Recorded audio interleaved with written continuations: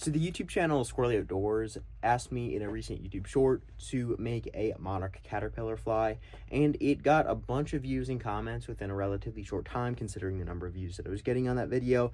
And so I figured, well, if the people want it, I'll give it to them. So today I'm going to be tying a Monarch caterpillar fly. Now the first thing that I had to kind of think about with this fly was whether I was going to make this sink or float.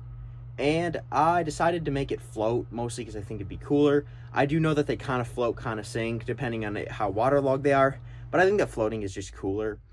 And then the second thing that I had to consider was where I was actually going to fish this, and I want this to be a pretty versatile fly, because it's already pretty specialist, so if I make it too specialist, then I'm never going to use it, right?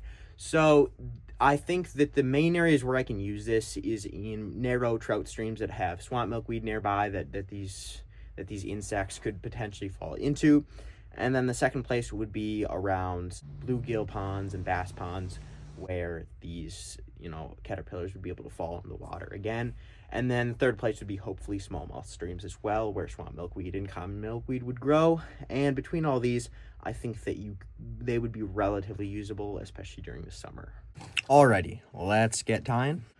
So I've got a size 10 Firehole streamer hook in the vise. I'm doing a streamer hook. It's just a little bit sturdier in case I want to use it for smallmouth or something like that. And I've got 10/0 black Vivus thread. This is not GSP or anything. This is just the normal stuff. And I'm starting off by tying in the two little kind of antenna that Monarchs have. So they have a set of antenna looking things on the back and front. Are they actually antenna? I don't know. I'm not an expert, but they do have them on the front and back. So these are the back ones, and I'm using sili legs for them. I'm just straight tying them in, nothing special. And now for the actual body, I'm using a piece of white foam that I put layers of white, black, and yellow on with a couple of fine point Sharpies. And I'm going to just fold this over, find that kind of midpoint, and then I'm going to use a scissors to make just a little hole in the middle of that, and then I'm going to punch it through. Then after that, I'm going to feed that all the way back, and then I'm going to make my first segment with my thread. And these don't need to be very big. They can be pretty small. And this first one especially, we want plenty of thread tension. And after we get that down, it's not going to be very secure, but I'm going to lift this up and I'm going to make a kind of light thread body.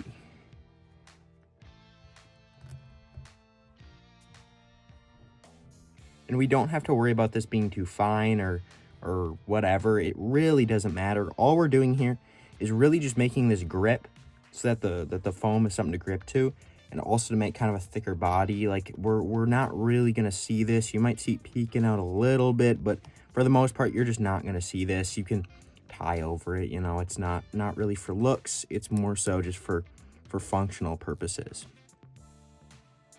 And then I'll make my second segment. And then I will go ahead and continue this down for the last segment. And for this one, I'm gonna make that kind of tie-in point a lot thicker because we are gonna hackle this one. So I'm just gonna make this a little bit thicker. I'm gonna draw this out, bring this down. And at this point, I'm gonna grab my hackle. Now I'm using Whiting Pro Grade Grizzly hackle. This is actually more like bronze grade. It's a pretty good pro grade, I would say. It's a lot nicer than a few of my bronze grades. And I'm just looking for a feather that's just a little bit bigger than a normal dry fly for this size hook. We want this to be a pretty decently sized That looks pretty good to me. And I'll go ahead and tie this in.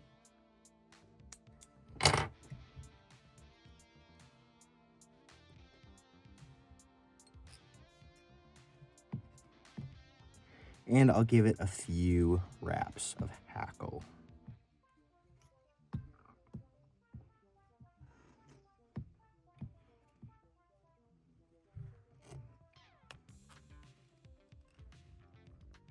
And I'll just go ahead and cut this off.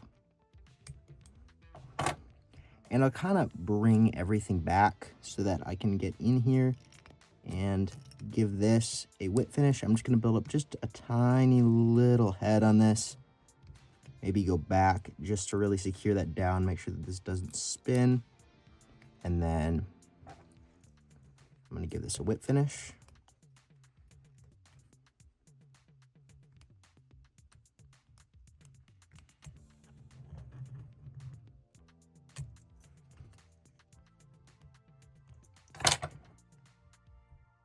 And finally, for our finishing steps, I'm going to start off by applying just a dab of UV resin. You could also use Zap-A-Gap or something like it, but for these purposes, I'll just use a little bit of UV resin. And then for the final little finishing bits, I'll trim this nice and close. This one I'll trim a little bit lower. And I'm going to paint this side over with just a little bit.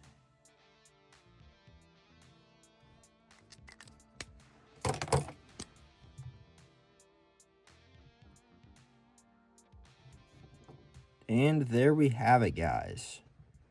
And there we are, guys. If you guys enjoyed this video, please consider subscribing and let me know if you want to see anything like this again. And thank you guys, and I'll see you next time.